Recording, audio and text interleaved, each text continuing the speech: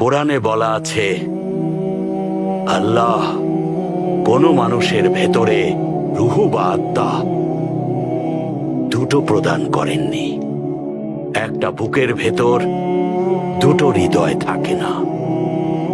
একজন মুসলমান দুজনকে কখনো ভালোবাসে না।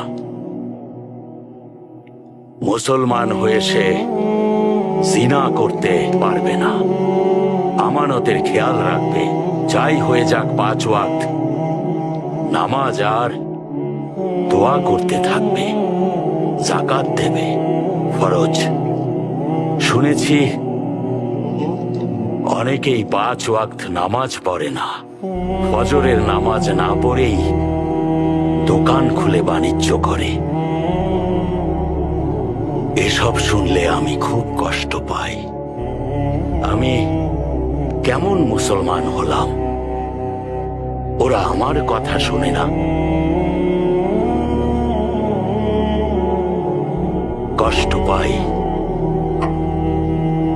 বন্ধুরা, আল্লাহ বলেছেন, যে মানুষরা 5 ওয়াক্ত নামাজ পড়ে না, তারা যতই আমল করার জ্ঞান দিক, তাকে নামাজিরা মুসলমান হবার মূল শর্তগুলো যেন একবার কষ্ট করে শোনায়।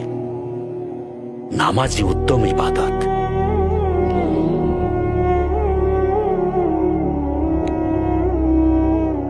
আমি মুসলমান।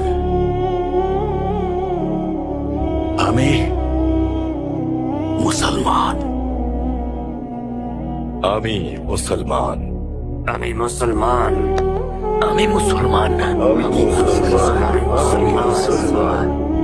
তাহলে আল্লাহ আমাদের মুসলমান হিসেবে যেন সম্মানের সাথে আমাদের শত্রুকে পরাজিত করার শক্তি দেন।